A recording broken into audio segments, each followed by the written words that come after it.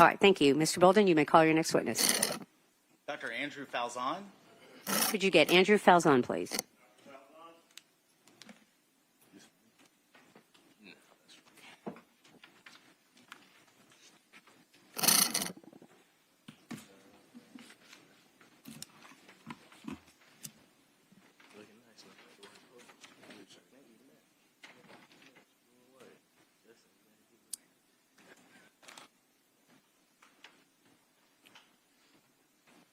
Sir, if you could raise your right hand, please. Do you swear or affirm your testimony in the matter pending before the court shall be the truth, the whole truth, and nothing but the truth, so help you God? You can have a seat.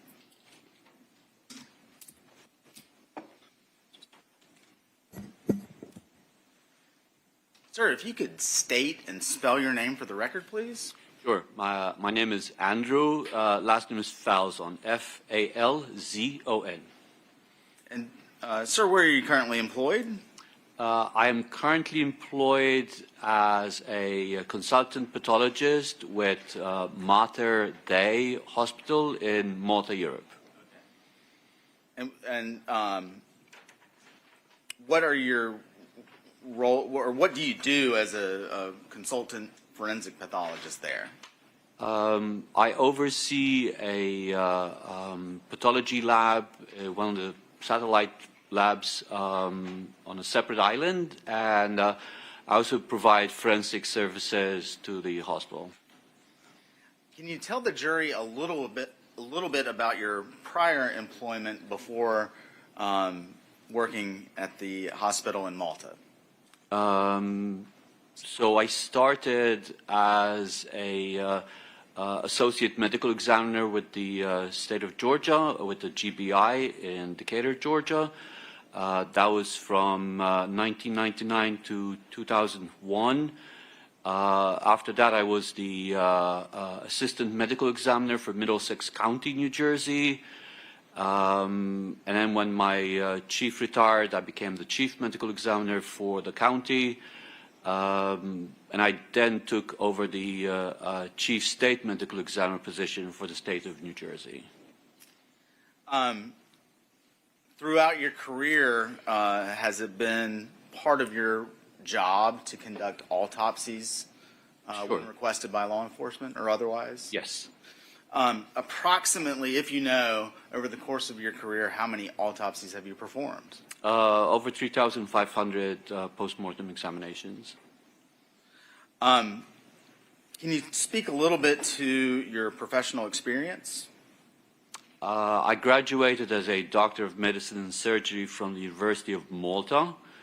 I did a rotating internship there. I then started a master's degree program at the University of Mississippi Medical Center, and I graduated with a master's degree in anatomy in '92. I then enrolled in a pathology, anatomic and clinical pathology residency program at the University of Mississippi, and following that I did a one-year fellowship in forensic pathology at the University of Alabama, Birmingham. Have you also had an occasion to teach in the area of pathology and forensic pathology? Yes, it did. Can you speak just briefly to that, sir? I usually, whichever locality I'm working at, I teach forensic pathology to various classes, usually undergrad classes. Do you serve on any boards, sir?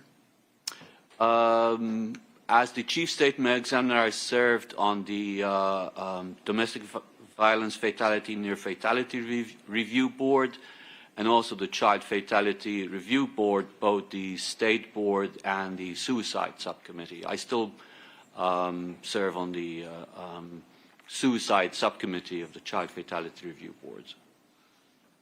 Again, briefly, do you have trainings and certifications in the area of forensic pathology?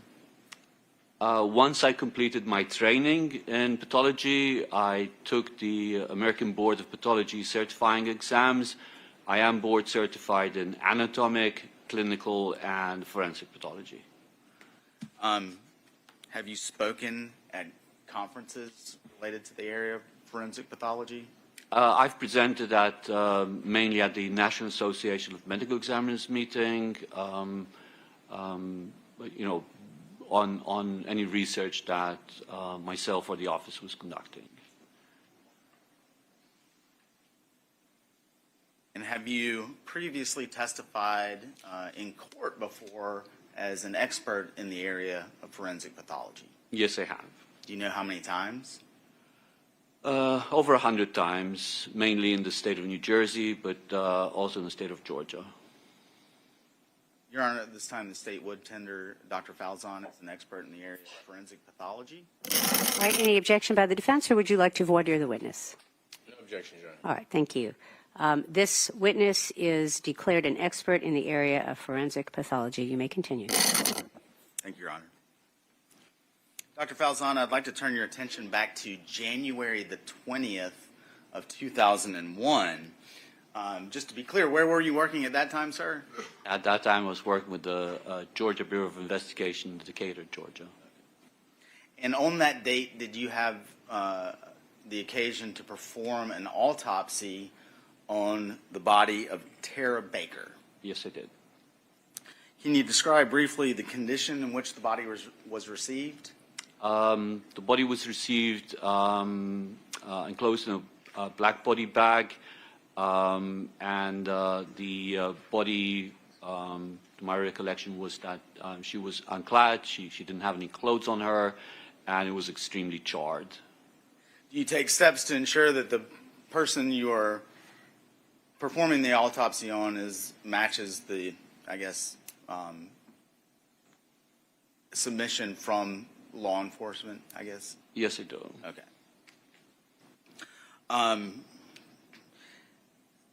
At the time, do you recall, or would you have noted receiving any historical or case information related to the request for the autopsy?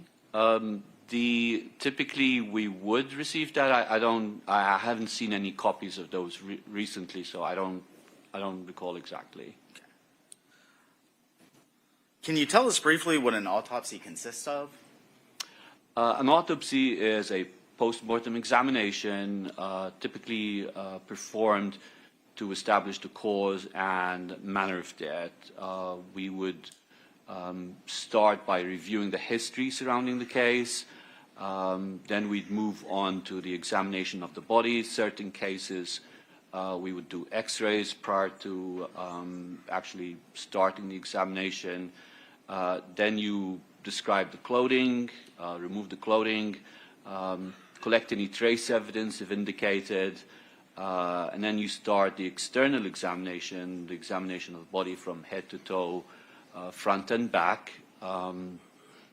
Once that is documented and you look for any injuries, document those, take the necessary photographs, then you move on to an internal examination whereby we do an incision across the chest and abdomen, remove the organs of the chest and the abdomen.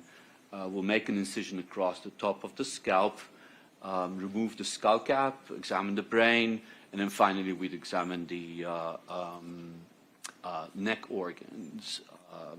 During the course of the autopsy, we'll also collect specimens for toxicology and DNA as indicated. You also take photographs while the autopsy is being conducted? Correct. And is it common practice to reduce the findings of your autopsy in the form of a written report? Yes.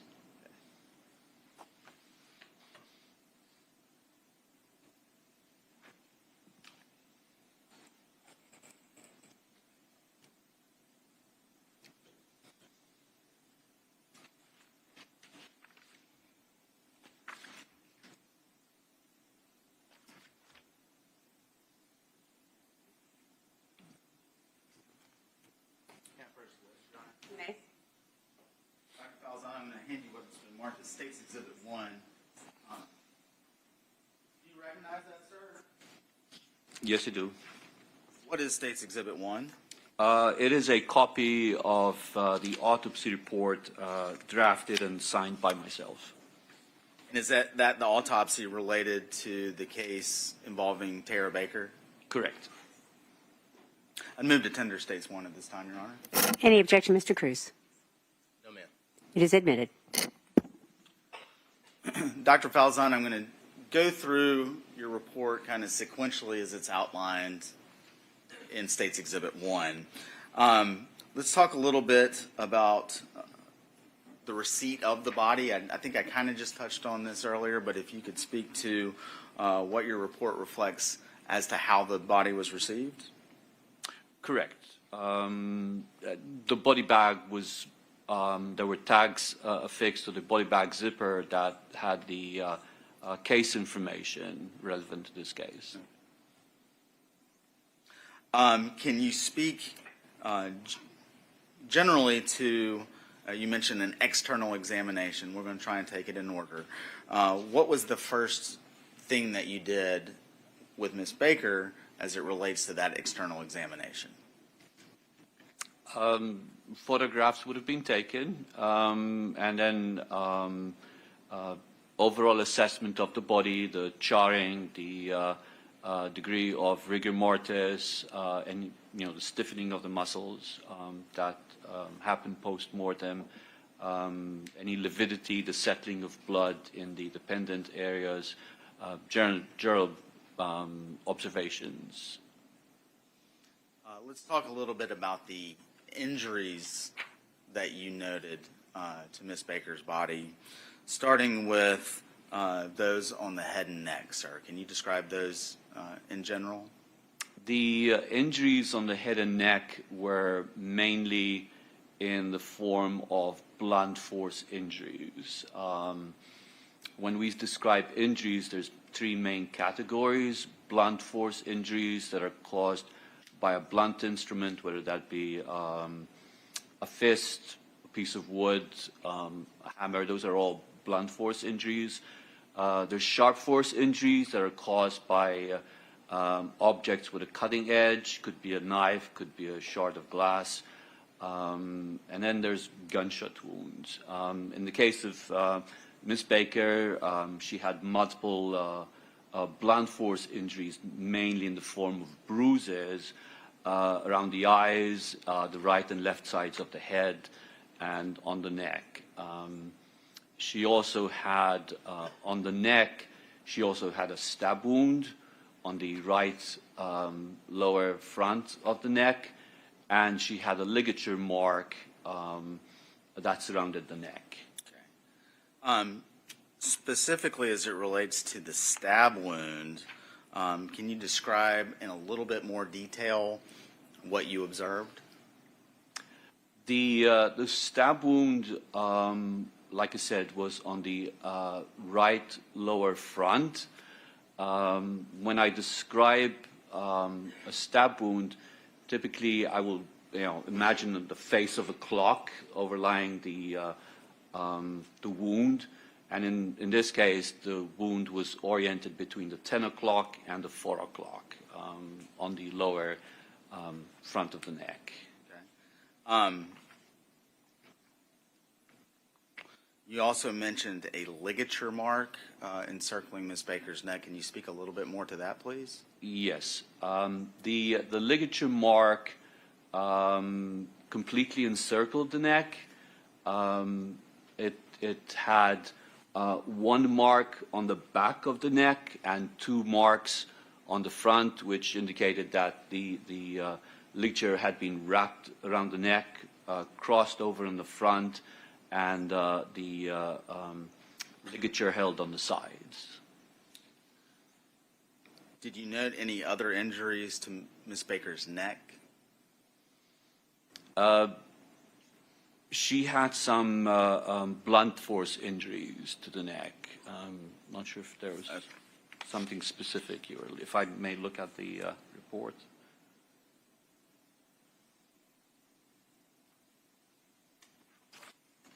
She had contusions, bruises below on the left ear, below the left ear, and behind the left ear. Moving, and we'll come back to that momentarily, Dr. Falzon. Did your external examination of Ms. Baker also include injuries to her torso? It did, yes. And again, I'm going to ask you to briefly summarize the extent of those injuries that you observed. The injuries to the torso were mainly in the genital and anal areas. Can you go into a little bit more detail about those injuries, sir? Again, they were in the form of blunt force injuries, bruising, bruising on the right side of her vulva down to the posterior aspect of the vulva, and she also had a bruise that completely encircled the anal region. And lastly, Dr. Falzon, did you note any injuries to Ms. Baker's extremities? Yes, I did. And what were those? Those were mainly in the form of sharp force injuries, injuries caused by a cutting instrument, and they were limited to the back of her hand, which could be classified as defensive type injuries, the injuries that a person would sustain trying to ward off an attack.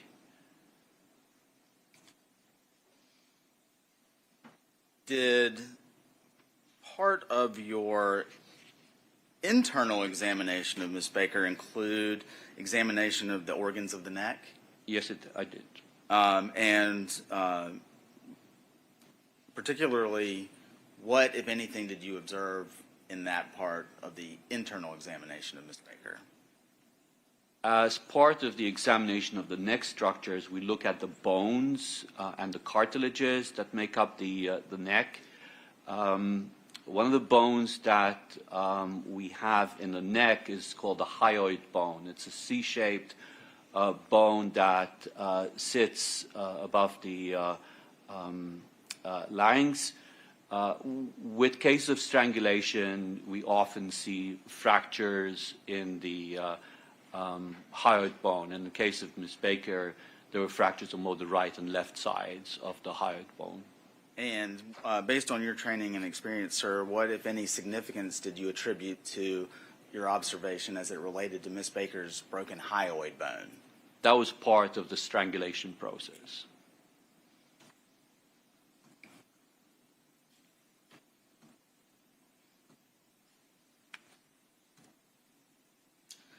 Dr. Falzon, you mentioned that as part of the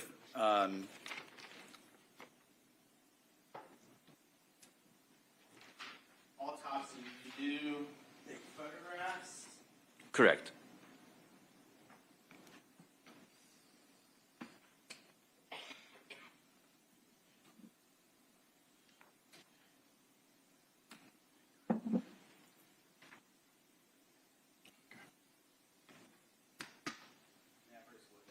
May? Dr. Falzon, I'm going to show you what's been labeled States Exhibits 2 through 7. We're going to finish labeling them, the rest of the photos here in just a moment. But if you could take a look at, again, States 2 through 7.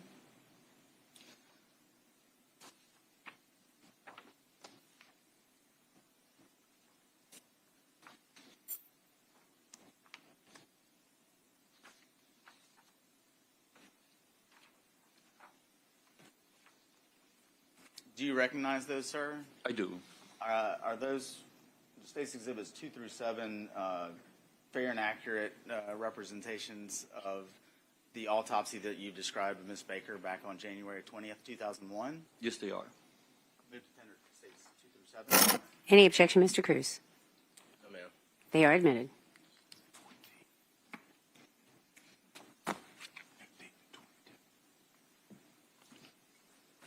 And then one last group. You may. This is States 15 through 22.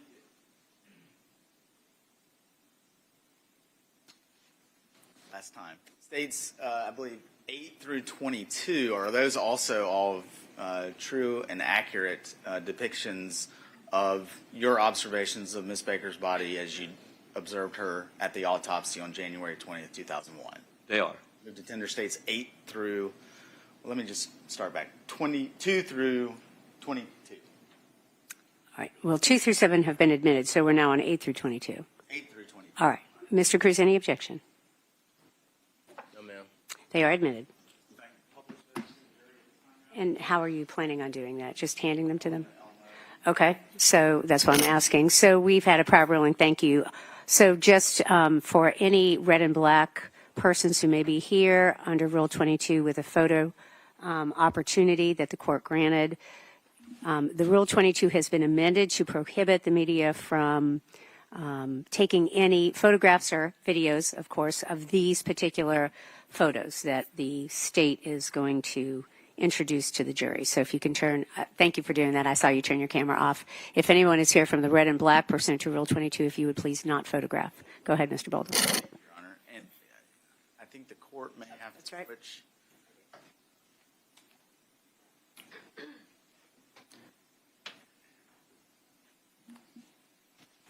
So, Dr. Falzon, you should have a monitor down there to your right.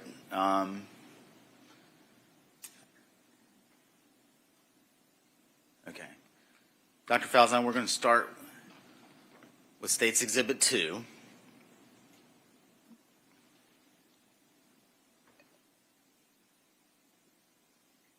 What is State's Exhibit 2, sir? It's a photograph of the body of Miss Baker as received, and it depicts the face, the torso from the chest down to the hip area, and the upper extremities.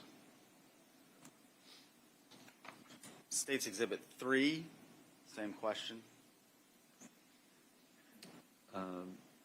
This would depict the lower aspect of Ms. Baker from the upper chest, including the lower extremities, and you can see the charring of the body in this photograph.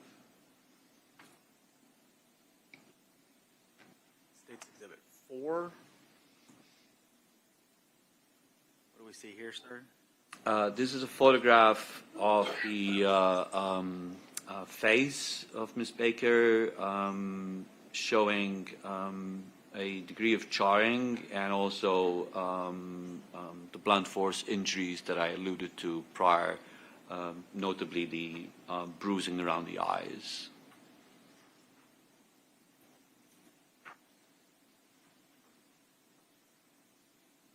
State's Exhibit 5. Is that just a slightly different angle of her face? Correct. It's a slightly closer up view of the face. Same question as it relates to State's Exhibit 6. Again, closer up view, focusing mainly on the right eye.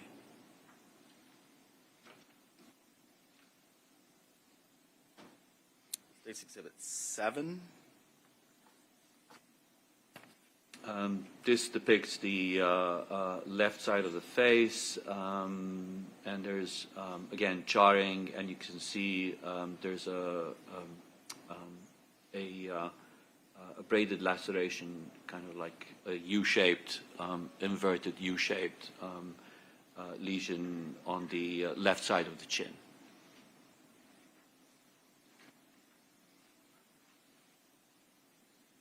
State's Exhibit 8.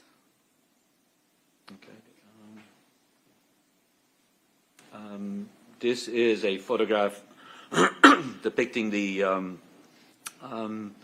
left side of the face, neck, and the left shoulder, and you can see the ligature mark on the posterior aspect of the neck.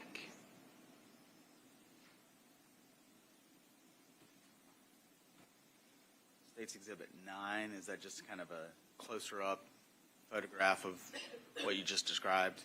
Correct, and you can see the single linear mark that extends over the posterior neck, and you can also see the bruising behind the left ear.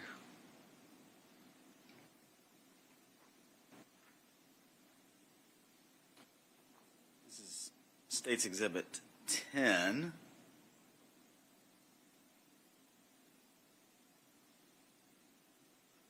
What do we see here, Dr. Falzon? It's a photograph of the neck aspect. You could see the ligature mark on the top, which is an electric cord, and you can see the plug aspect, the prongs on the left-hand side of the photograph. And Dr. Falzon, I think you can actually, if it would be helpful, you can, the screen in front of you, you can touch and circle things. Just to clarify what you just described as it relates to the ligature, and I think Your Honor might have to, Mr. Dickey explained that there's a with annotation. Yes. All right. So you've made some drawings on. The U-shaped, I need to erase that. Okay. But so I'm marking here the cord, and that's the prong aspect and the plug attached to the cord there. In this photograph, is the stab wound that you previously described also identifiable in this photograph? That would be... Right. Thank you, sir. State's Exhibit 11.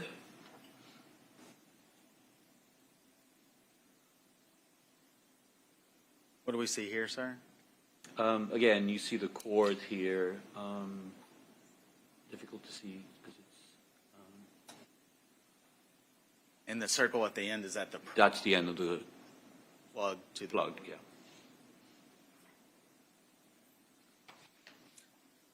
It's Exhibit 12.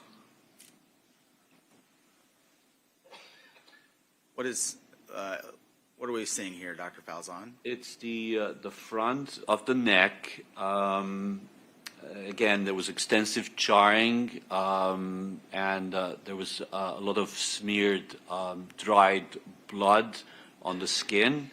But you could see the stab wound, and the stab wound had what we refer to as the blunt edge and the sharp edge. When you have a knife, obviously you have a cutting edge of the knife, and the back, the non-cutting part of the blade, and they both leave kind of distinct characteristics. But this would be the blunt end there at the back. So you see the blunt end on the, I guess, on the right-hand side of the body, with the sharp edge more directed towards the middle of the body. We'll come back to that later, Dr. Falzon, but I'm going to move on for now.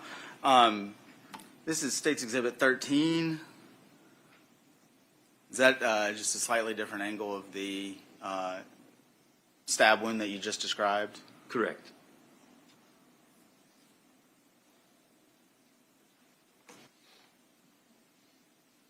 State's Exhibit 14, particularly on Ms. Baker's left shoulder.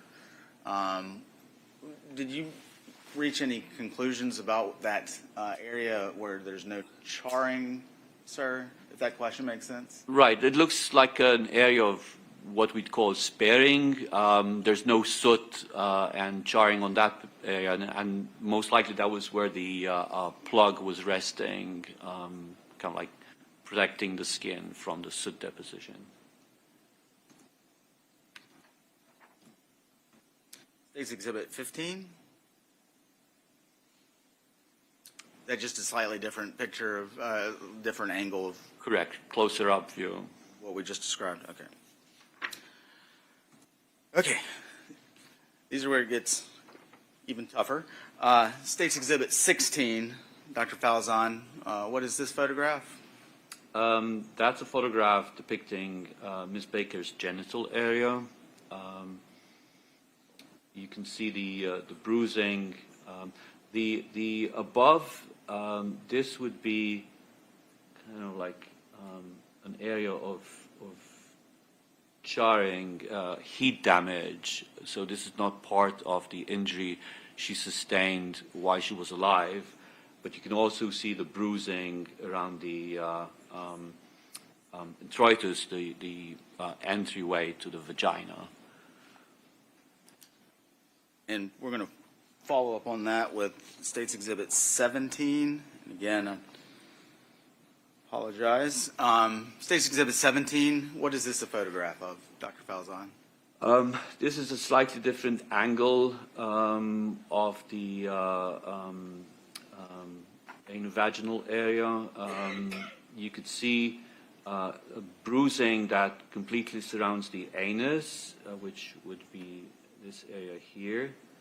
And then you see the bruising on the right-hand side and the posterior aspect of the introitus, the entrance into the vagina. State's Exhibit 18, is that just a slightly different angle of the last photograph, sir? Correct. We're almost done. State's Exhibit 19, shifting gears. What are we looking at here, sir? This is a photograph of the back of Miss Baker's left hand. State's Exhibit 20, is that just a slightly different viewpoint of that left hand? Correct, and it's showing what we refer to as an incised wound. With sharp force injuries, you can have stab wounds where the knife is actually penetrates, the blade penetrates into the body, or you can have an incised wound where the cutting edge is dragged along the surface of the skin. This here is an incised wound that we see, that area there. State's Exhibit 21, again, are we just kind of looking at that same left hand, sir? Correct, and you can also see there's another incised wound, another cut in the web space between the fourth and fifth fingers. So that would be that area there. And then finally, State's Exhibit 22, is that just a picture of the ligature that you previously described after it had been removed from Ms. Baker's body? Correct. Dr. Falzon, I want to first talk about the injuries that you've described and the photos that we've seen in Ms. Baker's genital area. And you've described those, and we've seen the photographs. Based on your training and experience, coupled with your observations of that area of Ms. Baker's body, what, if any, significance can you attribute to the causation of those injuries? Those would be caused by sexual intercourse with force used. As it relates, and then I realize I'm jumping around a little bit, as it relates to your observations with regards to the ligature and Ms. Baker's, the fact that her hyoid bone had been broken, and again, based on your training and experience, what, if any, significance do you attribute to the causation of those injuries? So the injuries on the neck that we saw from the cord and the fractures of the hyoid bone would be the result of strangulation, ligature strangulation. And then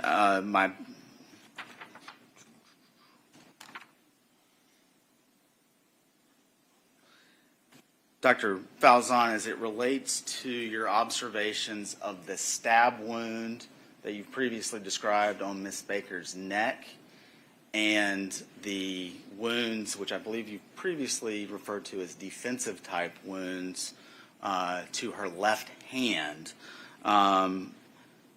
do you have, and again, based on your training and experience, do you have an opinion as to the mechanism by which those injuries may have occurred? Those would be sharp force injuries inflicted by a knife. Just to expand on the stab wound, because we described the injury on the skin, but once the internal examination is performed, there was actually injury to the internal jugular vein on the right side, which is the main vein that drains blood from the right side of the brain, which would explain the amount of hemorrhage, the blood on Ms. Baker's skin. And that would have been caused by a knife. Okay. And did you, were you able to form an opinion as to how that stab wound may have been inflicted?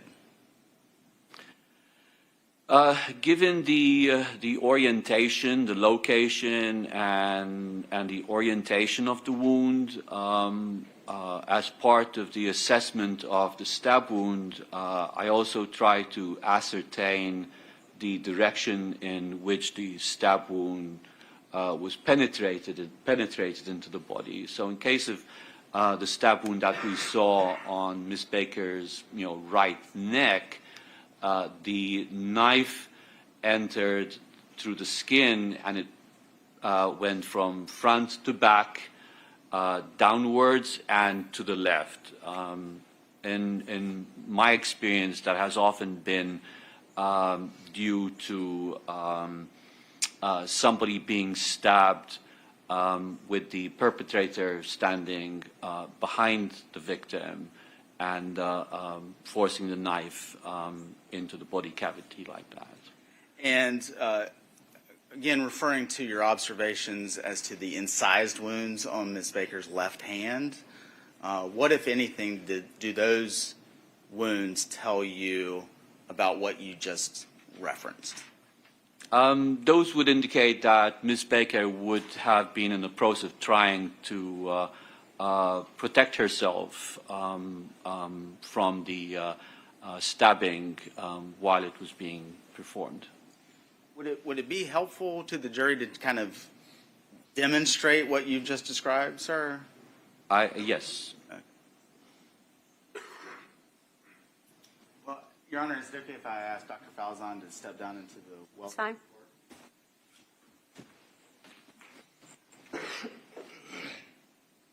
Dr. Falzon, I'm going to hand you what is very clearly a rubber knife. And I'm going to be Ms. Baker. And so what you just described on the stand, sir, if you could kind of describe or show exactly what you just meant. So the entry wound would have been somewhere here. So with holding the knife like this, the blunt end would be at the 10 o'clock position, and the sharp end would be at the 4 o'clock position like that. And again, as it relates to the injuries to the hand, how would that, in your estimation, have occurred? So if she was trying to hold on, that would explain the cut on the space between the fourth and the fifth finger. Again, the direction would be front to back, downwards, and to the left. Thank you, sir. You can have a seat. Back in.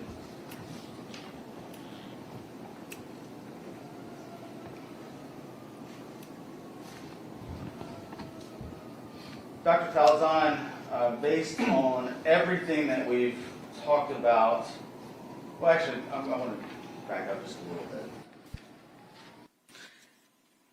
Did your autopsy of Miss Baker reveal anything as it related to her larynx? She did, yes, I did examine the larynx, the voice box where the vocal cords sit, and she did have a slight amount of soot present below the vocal cords. Did you also, as part of this autopsy, request or refer Ms. Baker's blood be tested for the presence of carboxyhemoglobin? Yes, I did. And are you familiar with the results of that report? Yes, I am. And what was that? I believe it was between 6 and 14%. I may have to jog my memory. I gave you back the report, but. Now, let's talk a little bit about carboxyhemoglobin. Okay. What is that, sir? Hemoglobin is a molecule that transports oxygen. It picks up oxygen in the lungs, takes it and deposits it in the periphery of the body, and it picks up carbon dioxide and releases that back in the lungs during respiration. Now, when as part of the fire, carbon monoxide is formed. So carbon dioxide is carbon with 2 oxygens. Carbon monoxide is carbon with 1 oxygen. Carbon monoxide tends to attach somewhat more strongly to the hemoglobin molecule, and it actually prevents hemoglobin from transporting oxygen. So when somebody is exposed to a fire, we test the blood for carboxyhemoglobin, which is essentially hemoglobin attached to a carbon monoxide molecule. And so based on your observations of soot being deposited below Ms. Baker's voice box and the results of the carboxyhemoglobin test that you just described and testified to, is that significant in any way to you, in your opinion, doctor? The level of carboxyhemoglobin was not high enough to be considered a cause of death. Typically, we expect carboxyhemoglobin to be more than 50%. People who smoke tend to have, elevated carboxyhemoglobin levels. But in the case of Ms. Baker, the presence of the soot below the vocal cords and the slightly elevated carboxyhemoglobin level would indicate that she was still alive when the fire was set. Thank you, Dr. Falzon.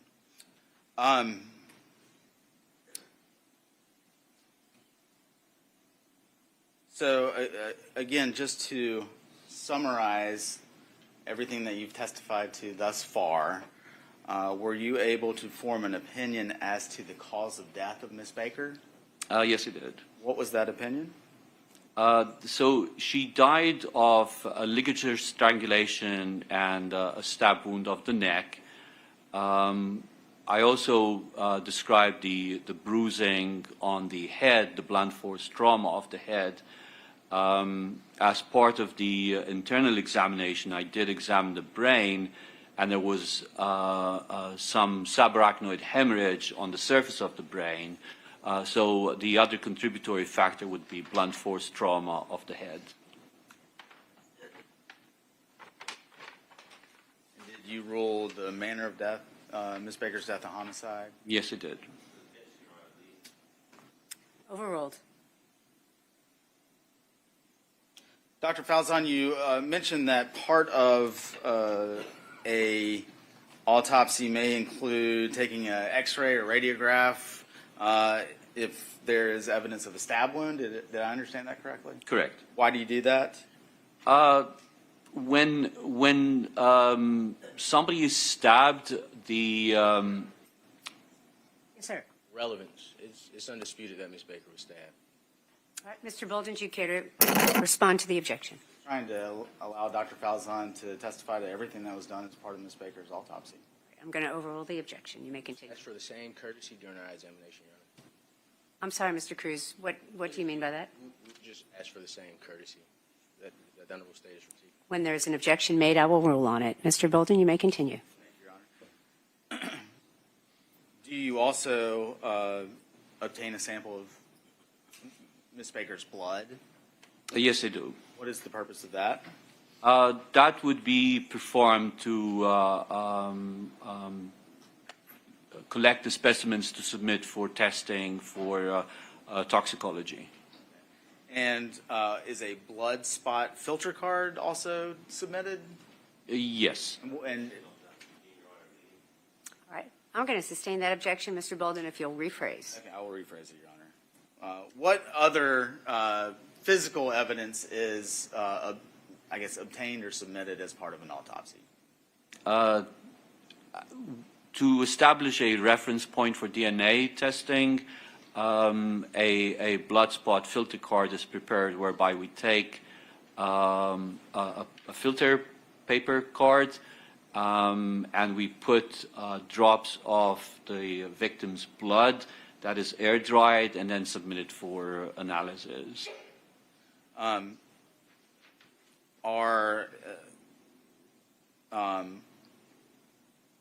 Was a sexual assault kit obtained in this case?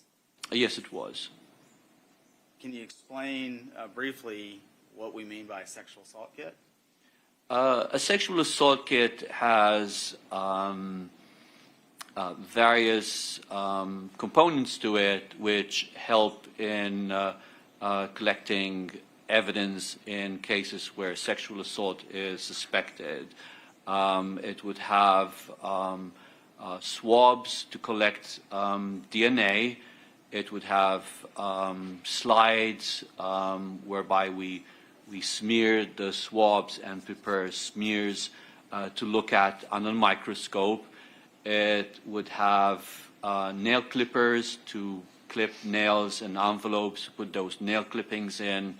And it would also have envelopes for head samples of head hair, pubic hair, and pubic hair combings. And I apologize if you mentioned this already, but when you're talking about swabs, from where on Ms. Baker's body were those swabs obtained? Swabs are taken from the mouth, oral swabs, from the vagina, and from the anus.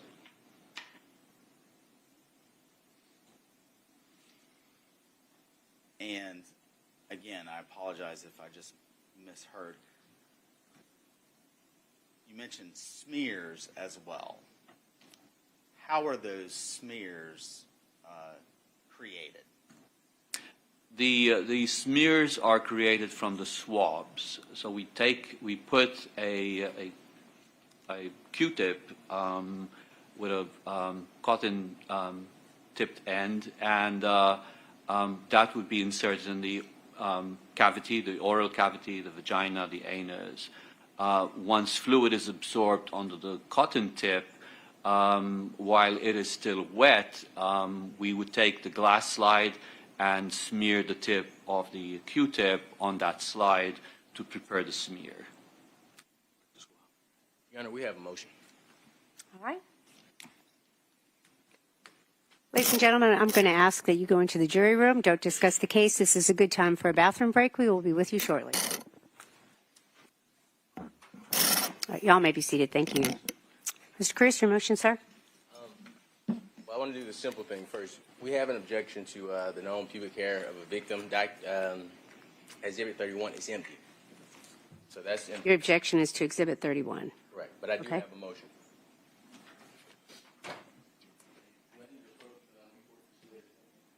No, but I want to hear your objection, and then you can make your other motion. Go ahead. I believe the purpose of showing this to Dr. Falzon is for the purposes of identifying the items that he collected. Ever here tonight. So we object to the statement simply giving Dr. Falzon that is Exhibit 31. Okay. All the other items from the ones that we observed on the inside, they had items. They had items that we don't object to those. But we do have a motion. All right, well, let Mr. Bolden respond to your objection on Exhibit 31. Go ahead, sir. Well, Your Honor, I mean, I can show Dr. Falzon, we can open it. And, I mean, I guess the objection is the fact that it's empty and somehow that makes it inadmissible. I don't know that that's the case. I don't know that I know how to respond to that particular objection. I can make it clear if it's confusing. The pubic hair, relevant for his testimony. An empty bag that just says pubic hair is irrelevant in this case.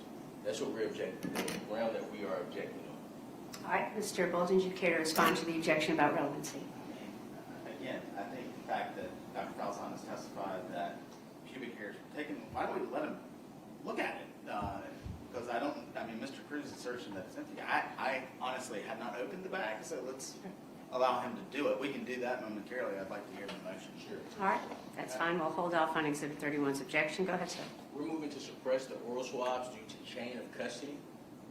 In this case, it has been stated that oral swabs, vaginal swabs, and anal swabs were taken. We have the chain of custody report. The chain of custody report says that only 2 oral swabs were taken. I assumed that was pretty much an error on the chain of on the custodian, because Ms. Bigham, 2024, conducted a test on these swabs, and it was determined. They went to a company in California to do this test, and that's something we'll address on cross-examination instead of using the company here in Georgia. But that company came back and said, you know what? We did this presumptive test. These are actually vaginal swabs. However, now that I'm seeing the original packaging that Dr. Falzon put these items in, and please correct me if I am mistaken, a vaginal swab wasn't taken, ma'am.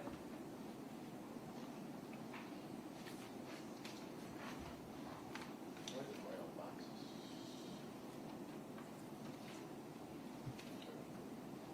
I'd like to show the report, State Exhibit 28.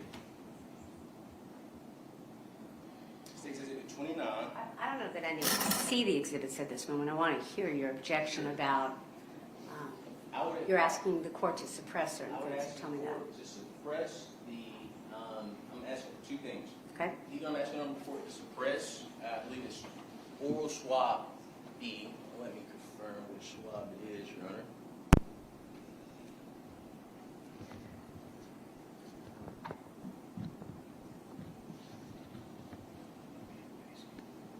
Course indulgence.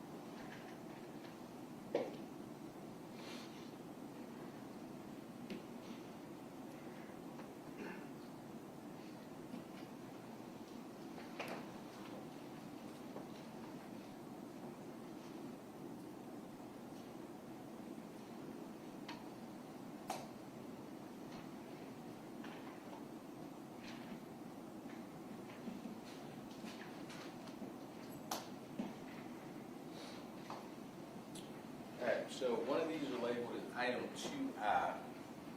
Court, give me a second to identify item 2I.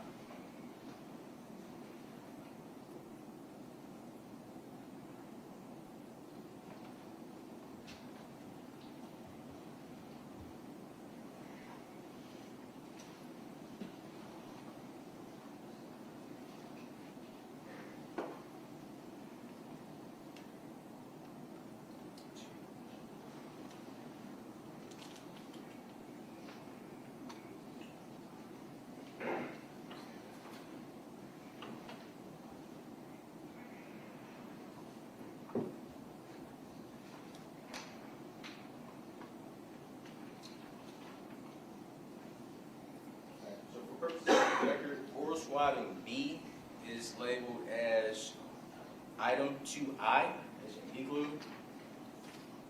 Oral swabbing A is labeled as item 2J, as in joy. So, Your Honor, on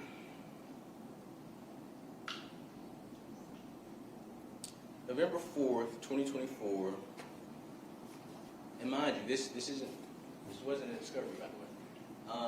But on November 4th, 2024, Pure Gold Forensics. Okay, hang on just a minute, Mr. Cruz. Let me ask you this question.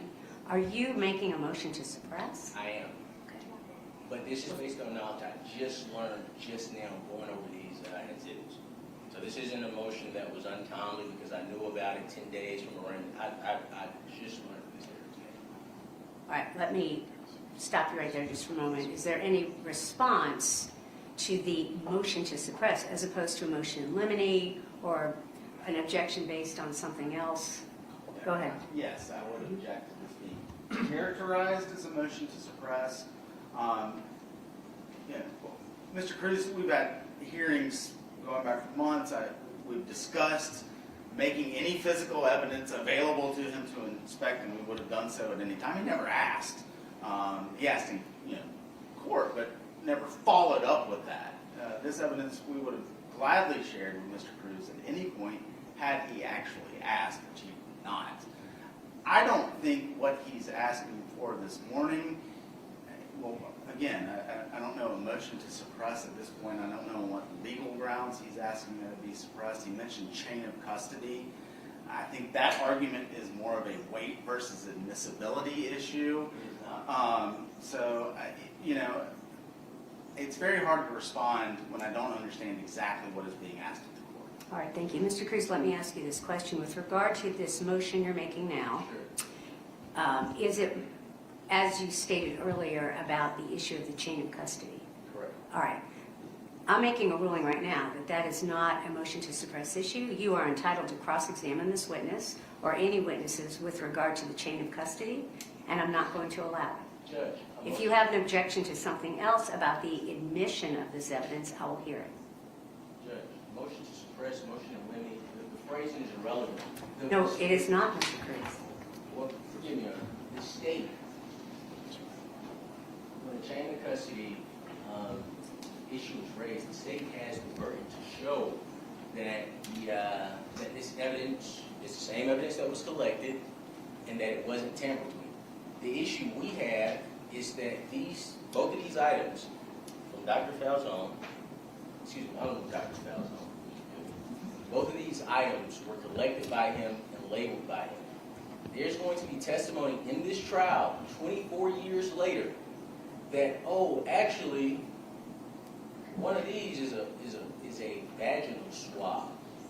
Dr. Falzon, as you've heard from his testimony, is very careful.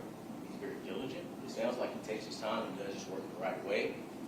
So we're moving for the state to either show a chain of custody for these items, meet their burden to show a chain of custody for these items, and that they were not tampered with, or we ask the Honorable Court to exclude any mention that oral swabbing B is a vaginal swab, because from what I'm seeing for the first time today in court, it is not.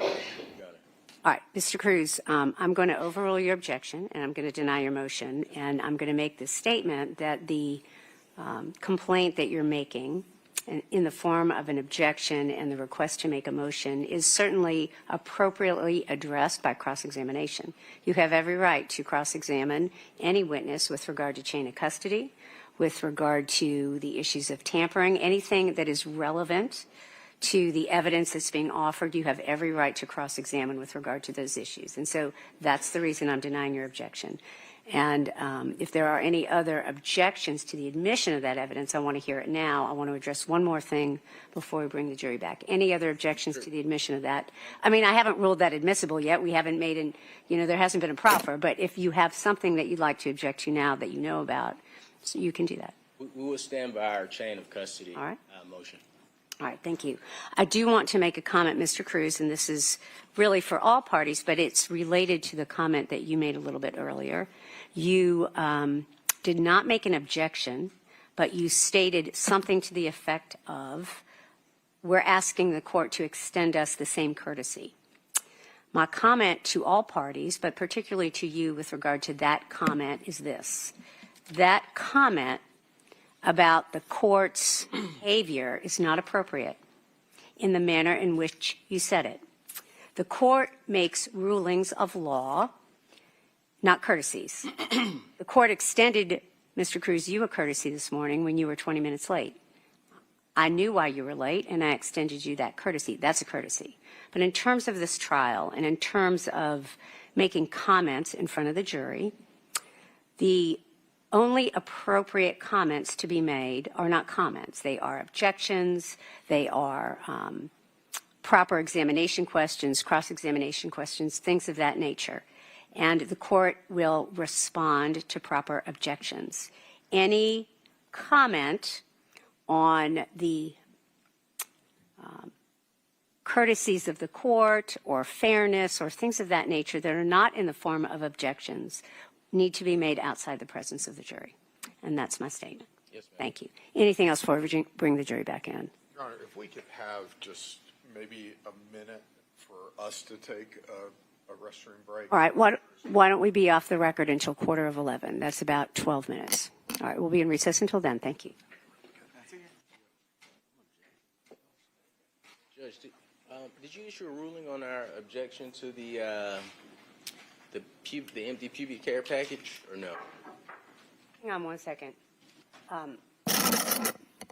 I thought that I had said it. I was overruling your objection. Maybe I didn't make that clear. I'm sorry, Mr. Cruz. I'm overruling the objection. All right. If you have any other objections to the introduction of evidence, you may make them. I haven't ruled them admissible at this point. The state hasn't proffered them in that way. So if you have any other objections, you certainly can offer them. Yes, ma'am. But on that ground, Yes, sir. Yes, sir. All right. Thank you. You may bring the jury.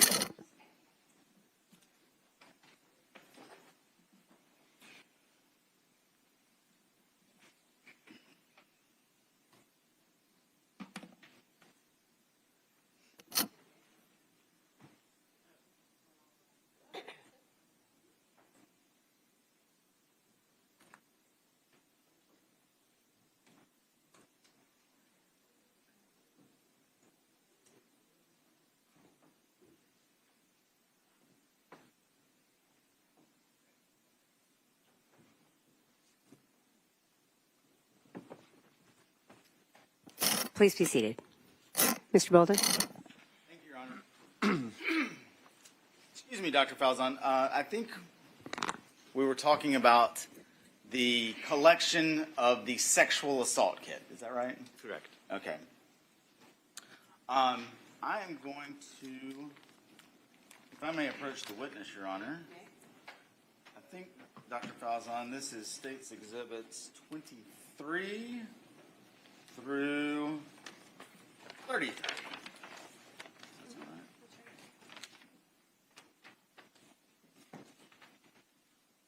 You want gloves, Dr. Falzon? Sure.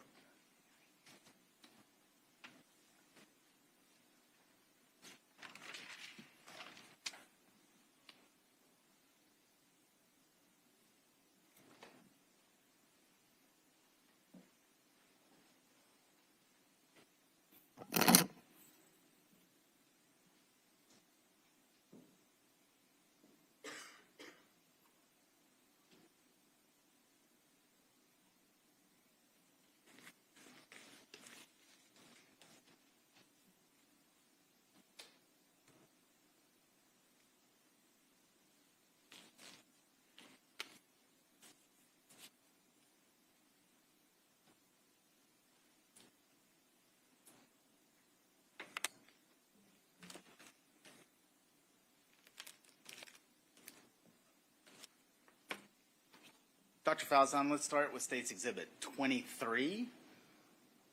Yes. What is that, sir? It's a clear plastic box with a label marked with the case information, and it's marked fingernails left hand. And would that be the fingernail clippings that you took from Ms. Baker's body on January the 20th, 2001? Correct. Move to tender States 23, Your Honor. Any objection? No, ma'am. It is admitted. State's Exhibit 24, Doctor, what is that? It's a clear plastic bag sealed with evidence tape. There's two clear plastic boxes, each one with a label with the case information. One is marked toenails right and the other one toenails left. Again, same question as before. Are those related to the autopsy that you've been describing this morning? Correct. How do you know that, sir? Each one has a label on them with the decedent's name, Clark County, the age, race, and sex, and the unique case identifying number assigned to this case. Move to tender States 24, Your Honor. Any objection? No, ma'am. I won't have any objections to any of those outside of the objection I already put on the record. All right, thank you. Number 24 is admitted, and you may proceed, Mr. Bolden. States 25, Dr. Falzon, what is that? 25, it's a white paper envelope sealed with evidence tape, and the label with the case information. And this one is marked oral swabbings B. And again, same question. Is that related to the autopsy that you performed on Ms. Baker on January 20th, 2001? It is. Move to tender States 25, Your Honor. All right, and based on Mr. Cruz's assertion, is that right, sir, that there's no objection? Outside of my prior objection. All right, then it is admitted. Thank you. And that's number 26? 25. 25. All right, 25. Thank you. Go ahead. States Exhibit 26, what is that, Doctor? Same white envelope with evidence tape and the unique case identification information. And this one is marked oral swabbings A. Move to tender States 20, now I've forgotten. 26, Your Honor. 26. Mr. Cruz, any objection, sir? All right, it is admitted. States Exhibit 27, Dr. Falzon, what is that? White envelope, red evidence tape, label with the unique case information, and this one is marked rectal swabbings. Move to tender States 27. Mr. Cruz, any objection, sir? No, ma'am. It is admitted. States 28, what is that, Dr. Falzon? State Exhibit 28 is a brown cardboard folder, has a label marked with the unique case identification information, and this one is labeled.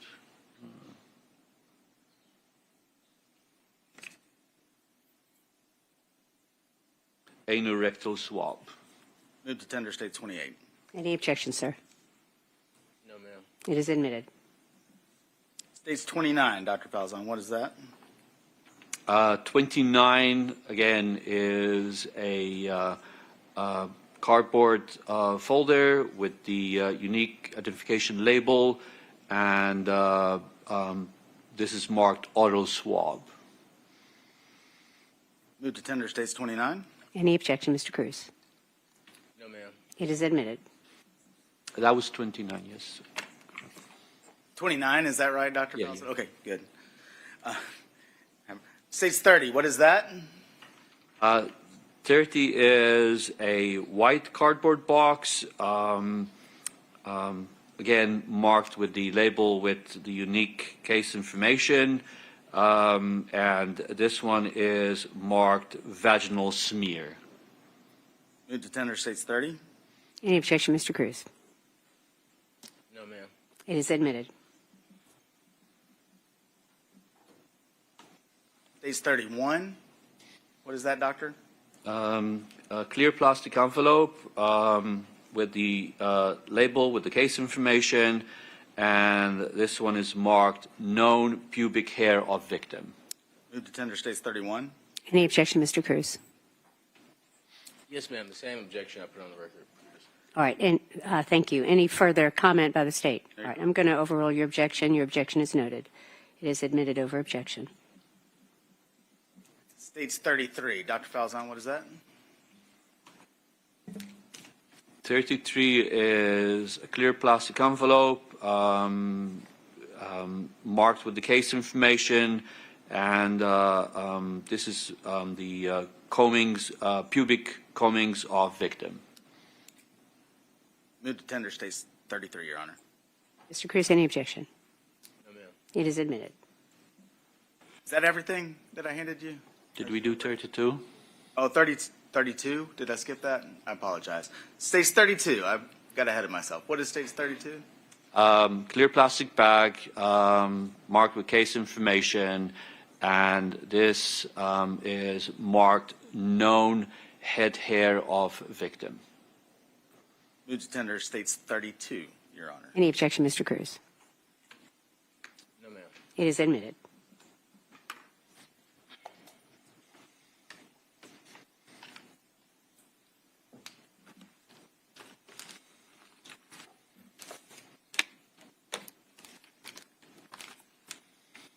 Thank you, sir.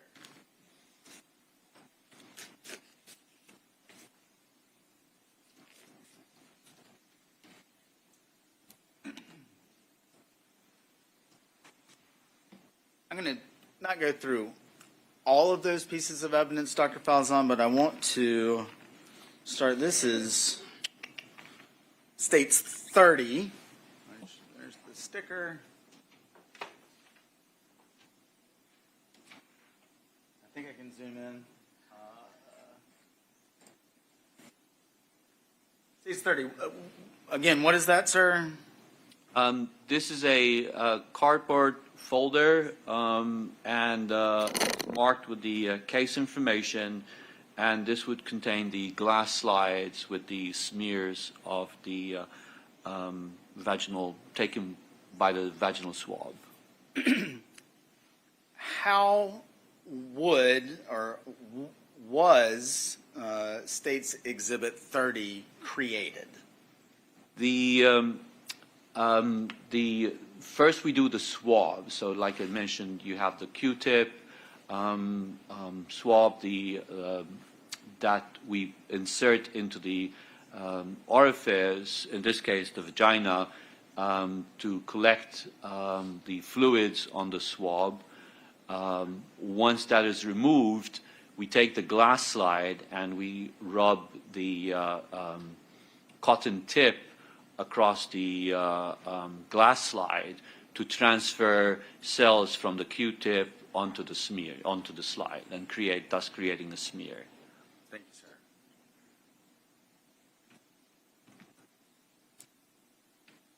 Then this is State 28. Again, I'm just going to show you the back. That has the sticker, then I'm going to flip it over. What is States 28? That again would be the anorectal swab. Actually, this would be a glass slide, so that would be the smear. And would that have been created in the same manner that you just described for the vaginal smears? Correct. So the swab would be inserted into the anorectal orifice, collect the fluid from that area, and then transfer it onto the smear, onto the glass slides. Same question for States 29. I'm just showing the sticker there. What is States 29, just to be clear? That would be the oral swab. Again, this would be the smear made from the oral swab. So let's talk a little bit about the swabs. I'm going to start with States 25, which has been admitted into evidence. States 25, what is that? It's marked oral swabbings B. Okay. And then just for clarification, States 26, what are we looking at there? This is marked oral swabbings A. Dr. Falzon, I realize it's been a long time since this. I guess let me ask the question this way. Would you have collected two different sets of oral swabs back in 2001? No. What, if anything, can you attribute to the fact that two of those are labeled oral swabs and there is not one labeled vaginal swabs? The swabs are collected during the course of the autopsy. As indicated in the report, I collected oral, anal, and vaginal swabs. Once the swabs are collected, as soon as they are removed, we take the swab tip and create the smear. So the swab is prepared, the smear is prepared, the smear is packaged. Because the swab is moist, if it is packaged right away, because of the moisture, mold grows on the tips of the cotton tips of the swabs. So the swabs have to be air dried prior to packaging. Every autopsy, the doctor has an assistant to help with the case. So the swabs would be placed in a small cabinet marked with the name, and it would be marked oral, anal, and vaginal. And the technician would package those swabs once they have air dried and package and labeled those. Was that common policy and procedure at the crime lab back in 2001? It was. Bear with me, Dr. Falzon. I did want to go back and ask a few more questions about the fact that Ms. Baker had a broken hyoid bone, and you've described what that bone is. Can you talk just a little bit more about the hyoid bone in general in a young person like Ms. Baker? The hyoid bone, like I said, is a C-shaped bone that sits just above the voice box. Initially, the bone is a little bit pliable. Young people have softer bones. As we grow older, that bone starts to get more calcified and become more brittle. So in younger people, you're less likely to see fractures of the hyoid bone as opposed to older people. But again, in this case, there were fractures both on the right and the left-hand side of the hyoid bone. And based on that observation and your knowledge of that part of the human anatomy, do you have an opinion as to the amount of force that would have been necessary to break that bone? It was a significant amount of force.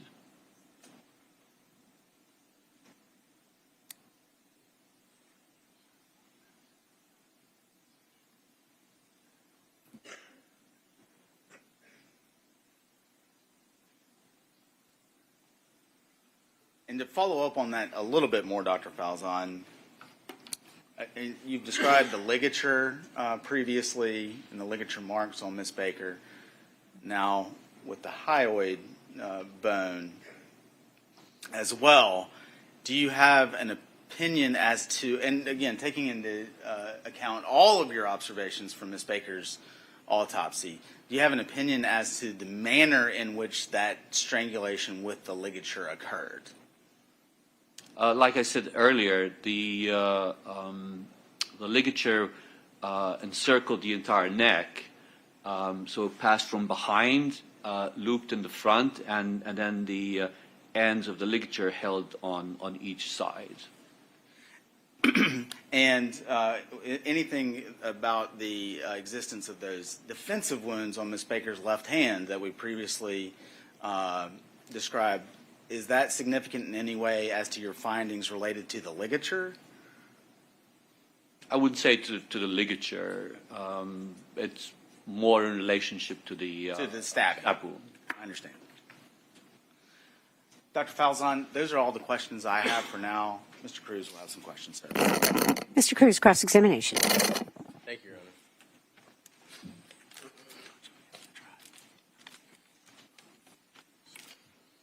May I move the podium, please? You may, absolutely.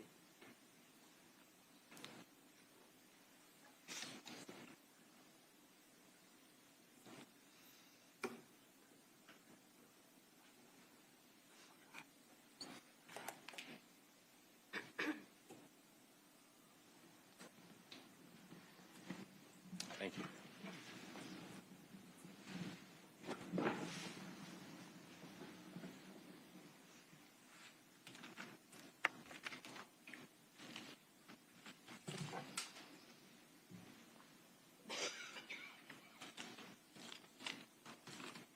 Good morning, Dr. Falzon. Morning. My name is Attorney Ahmad Cruz. I have the privilege and honor of representing Mr. Edrick Faust. Do you recall you and I speaking previously? I do. Okay. Would you agree with the statement that Ms. Baker had a height of approximately 69 inches and weighed 113 pounds? Correct.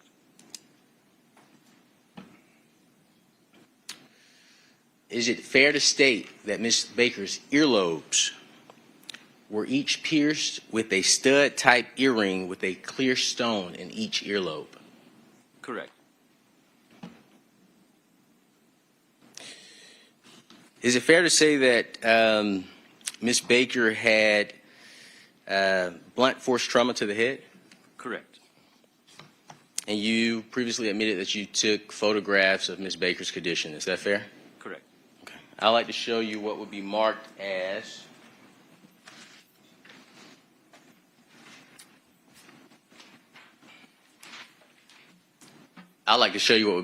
Defense Exhibit 5.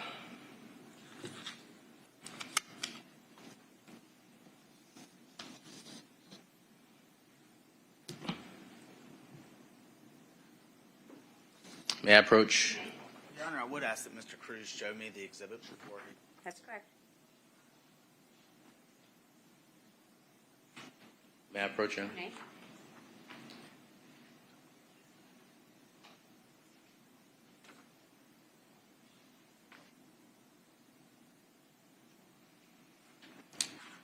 Is that photograph a fair and accurate depiction of Ms. Baker as you saw her? Yes, it is. Okay.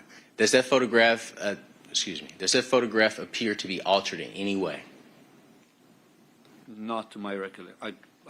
I can't say that I think it's an alter. No. That's fair.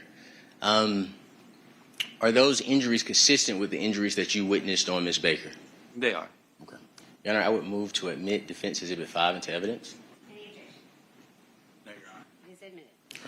May I approach Dr. Falzon?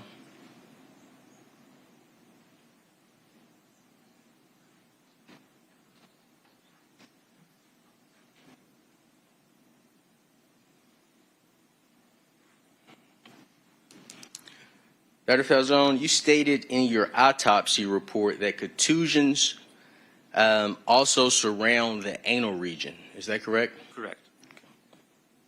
And you identified the contusion as a 4.5 by 7 centimeter contusion that surrounds the anus. Is that accurate? Correct. I'd like to show you what would be marked as Defense Exhibit 6.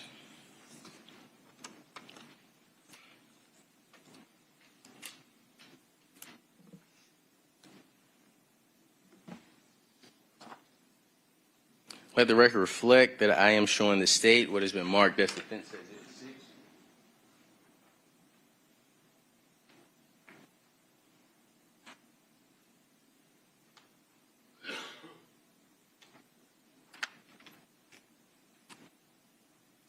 May I approach the witness, Your Honor?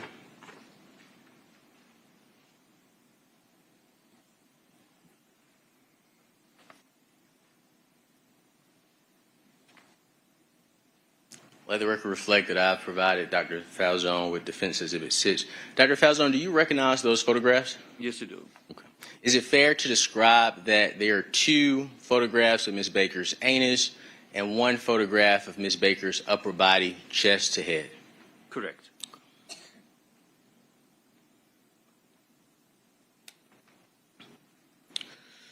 Would you agree that the contusions that surround the anus support that Ms. Baker was sexually assaulted anally? Yes. May I approach? Okay. Oh, here. Your Honor, I move to admit Defense Exhibit 6 into evidence. No, Your Honor. It is admitted.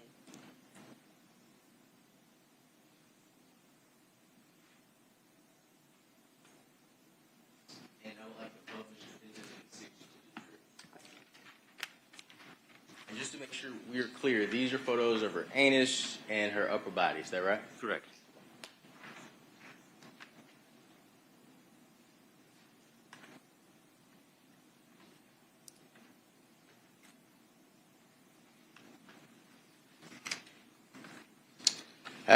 The state spoke with you about the packaging on state's exhibit. May I see those exhibits? Are those the exhibits that were introduced?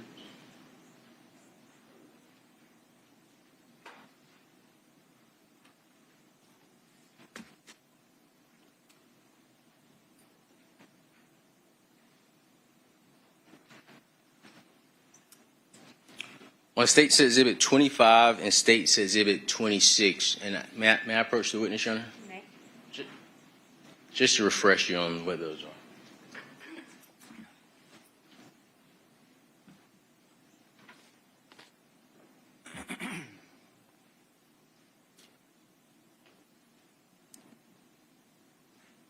And you recognize these from direct examination, correct? Correct. Okay. You stated that the way that these are packaged, and please stop me at any time if I say it wrong, I just want to confirm that I heard you correctly, that you get a vaginal swab, you then make a smear out of it, but because mold may get on the swab if you leave it out, mold may get on the swab because it's wet, you leave it out to air dry, and then a technician would package it up later. Is that correct? Did I understand it correctly? That's correct. Okay. The question I have for you, does no one check the technician when he labels or she labels the items to ensure accuracy? Not to my knowledge, no. Okay. So, Dr. Falzon, is it possible I'll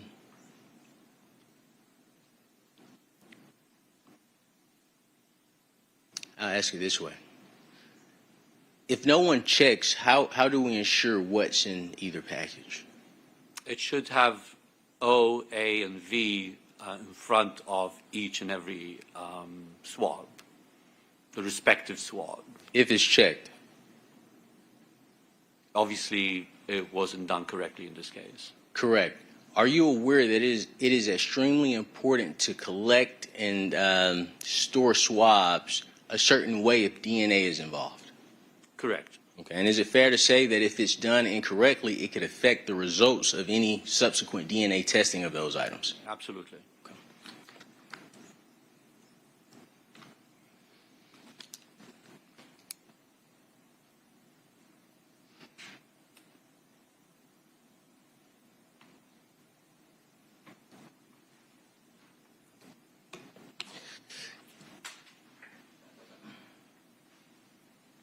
In regards to the way that the swabbing takes place, for oral swabs, if you remember, did you do swabbing of the lips, the cheeks together, or is that something you would do individually?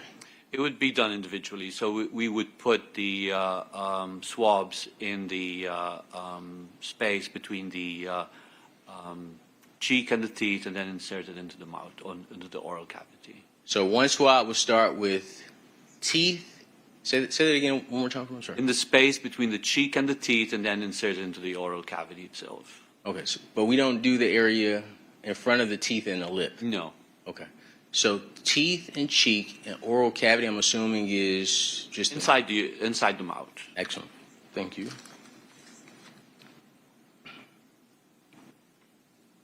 In regards to the stabbing, I believe the state. Can I use your knife?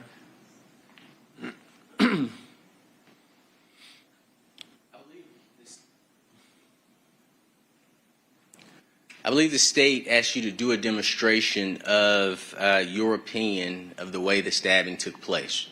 Correct. Is that the only way Ms. Baker's stabbing could have occurred? Given the direction of the wound, that is the most plausible explanation for that. I don't know if you had any other, explanations that I could assess as to whether they're plausible or not. Well, I may have one. Okay. But the question that I'm asking now is the demonstration that that was performed on direct, is that the only way that the stabbing could have happened? I mean, there could be other ways. I mean, if you had a left-handed individual, So I'm left-handed, face to face, and if I was to do it this way, we would get the same result? Essentially, yes. Right.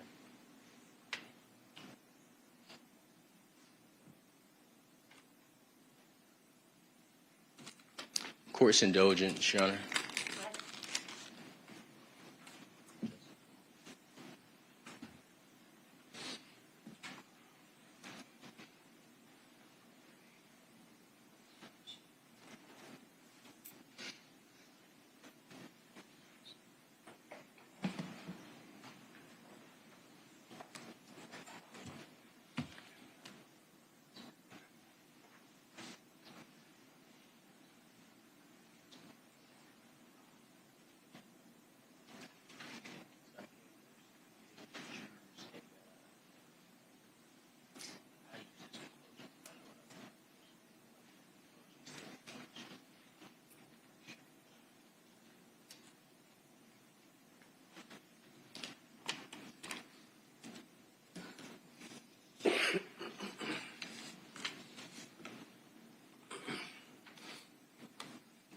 Just to confirm, the next exhibit, would that be Defense Exhibit 7?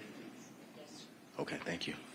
Dr. Falzon, I'd like to show you Defense Exhibit 7 and Defense Exhibit 8.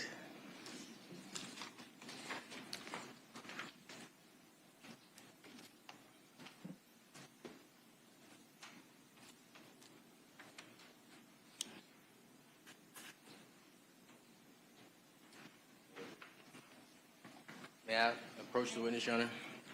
Let the record reflect that I'm showing Dr. Falzon what has been marked as Defense Exhibit 7 and Defense Exhibit 8.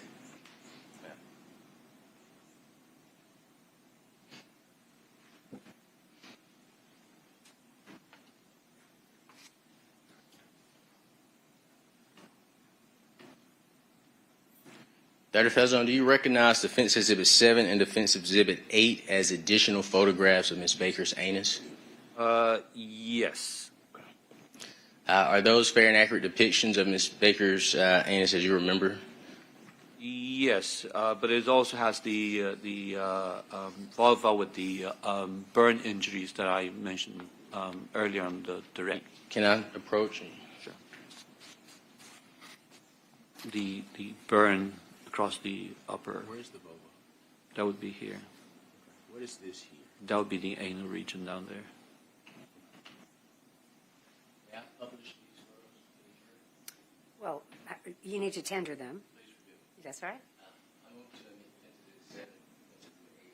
Any objection about exhibit 7 or 8? They are admitted and you may publish, Mr. Cruz. Well, that would be the vulva again, different orientation. Mm-hmm. Okay, all right. If media would just turn their cameras off, we're going to post these pictures. Thank you.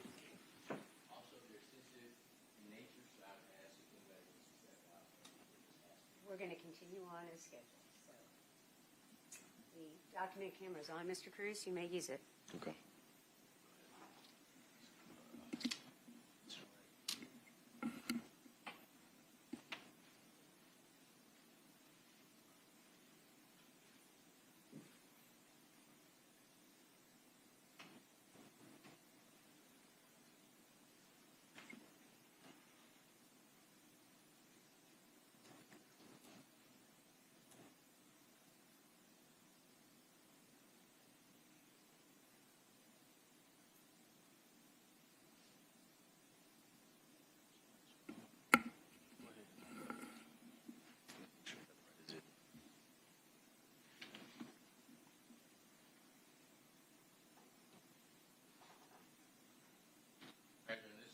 Defense Exhibit 7.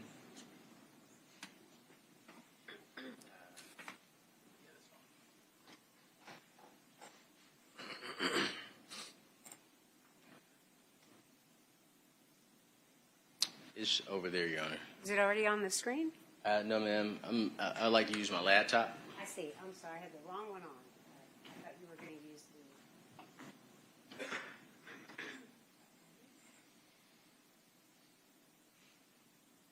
I thought you were using that machine. Hang on just a minute. Now.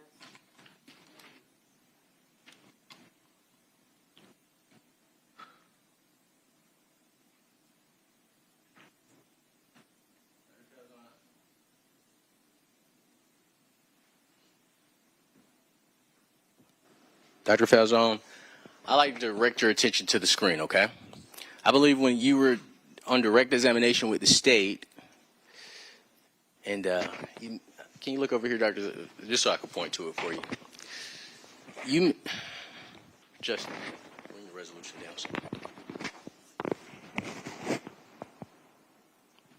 Just make it just a tad bit smaller.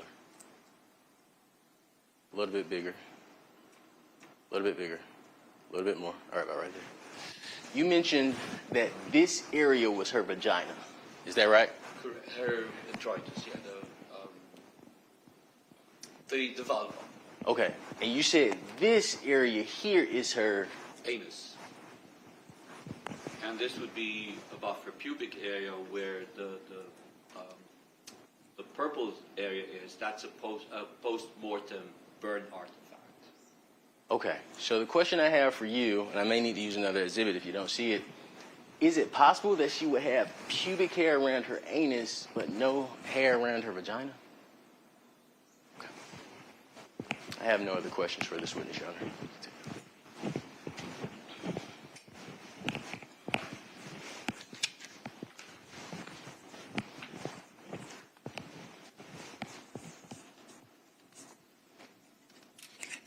All right. Any redirect, Mr. Bolden? Briefly, Your Honor. Go ahead.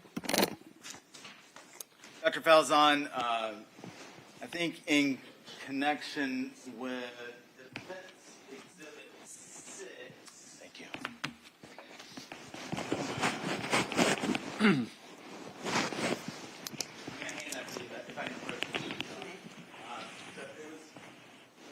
you were asked questions about Defense Exhibit 6, I believe you were asked a question as something to the effect of, with the injuries to Ms. Baker's anus being consistent with sexual assault. Correct. You recall that question?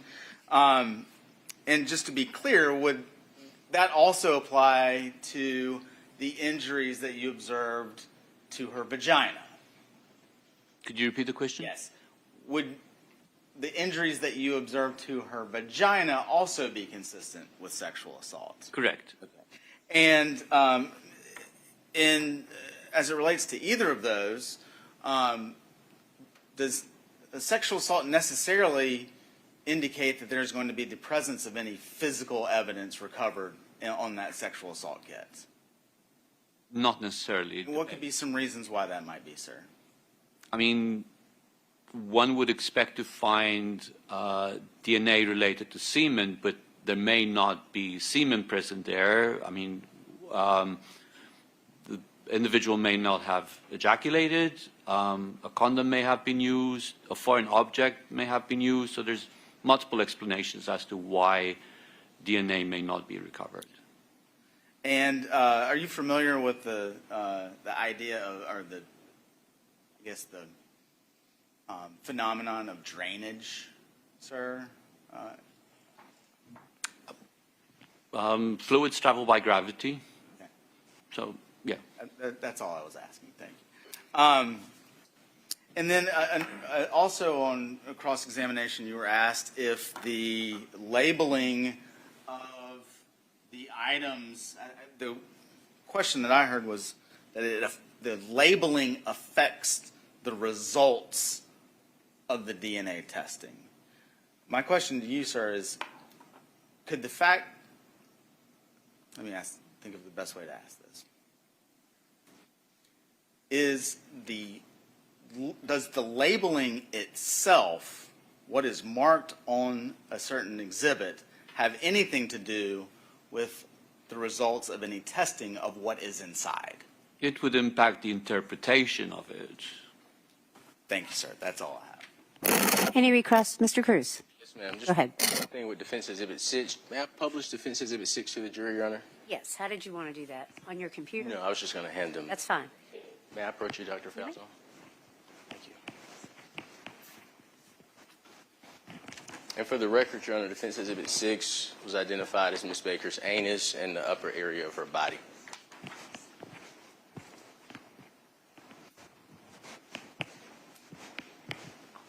But otherwise, Your Honor, I thank you. I have no other questions for Dr. Falzon. Thank you so much for your service, sir.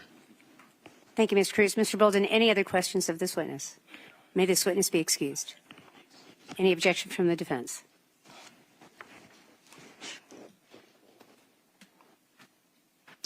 No objection, Your Honor. You are free to go, sir.